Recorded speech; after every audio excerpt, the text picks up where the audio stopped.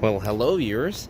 Well, kind of occurred to me that I should probably make a video on this because I never got around to it.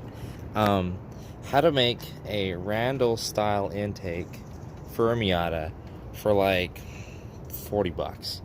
I've seen some people do it for like 150 bucks. I've seen some people do it for a little cheaper than that, like PVC piping, and they use the stock airbox and they like do it this way and that way. But like this is closest to like a kind of a Randall style cold air intake. Anyways, so let me explain to you guys what I did a little bit here.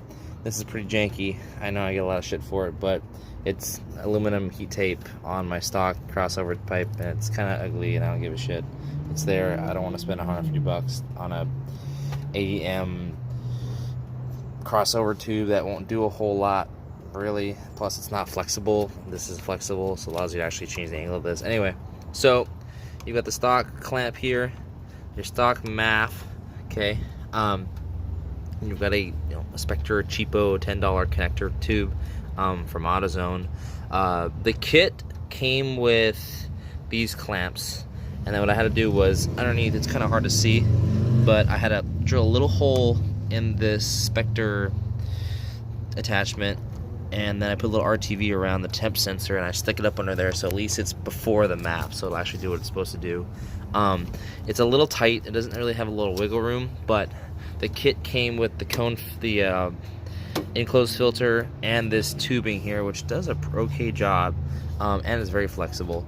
And it came with this little mounting bracket, which I just stuck back onto the whatever I could find, a little hole, and got it to sit right. When you do install, if you do choose to go with this kit, because like I said, it is about 40 bucks, because this on eBay is 30 bucks, and it ships pretty fast, like 2-3 days. You might want to put a little bit of duct tape around this end of the filter, the one that's going that way, because this won't really grip too well. But if you use a little bit of Gorilla Tape and you just use like one layer and go all the way around, and you tighten this down real good, this will not come off or slip off. And yeah, having cruise control does not help. I had to disconnect this. It's just sitting there kind of loose, attached, I think somewhere down there by one bolt. Yeah, somewhere. It just kind of dangles, but it doesn't do a whole lot. It doesn't really move, so anyway, so you can adjust this as necessary to get around. If you have like a strut bar or something like me, I have a strut tower bar that I had to like kind of make my way through. I actually probably should brace this a little bit so it's not sitting there. Anyway, one of these days I will. Yeah, you might have to figure out if you have a strut tower bar if it's gonna work, and if you can move some things around. You might also have to move this diagnostic thing around too to make it fit. The worst thing about this is having to cut this out. Now, you can use a Dremel and a tip, and you can just cut this out if you can get it in there, if you have air tools or whatever at work or at home. But because I'm hella janky and on a super budget, and I had to drill bits, I just drilled this fucker out. I don't know, it's about 3 inches wide, 2 inches tall, wherever I could. I just drilled it out on the both sides here and just bent it over. It's literally still there, it's just bent over. I mean, it's not great, it's probably not rust proof, but it does its job. And it does pull air from the cowl, so it does exactly what a Randall does.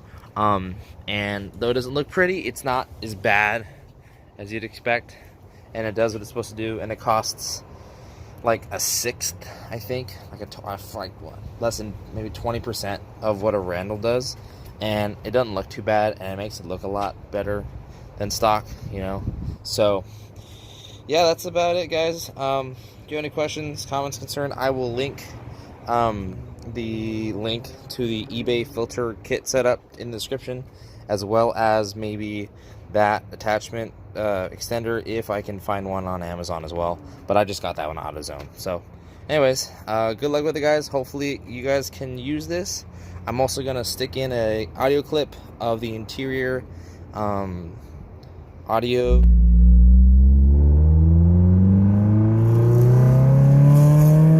Sound a lot better. It's a lot more throaty. I say it's worth it just for the sound alone. It kind of echoes a little bit through the interior. If I had a better piping system, it'd probably echo more, but it's fine. It doesn't, performance-wise, it doesn't make a huge difference. It does a little bit with top end, at least in my opinion. It feels a little bit more free-flowing in the top end, above 5,000 RPMs. It could just be me, but I like it. and it sounds better, and it's cheap. So if you want to do a cold air intake and you are a little handy and you don't want to spend a lot of money, bada bing, bada boom.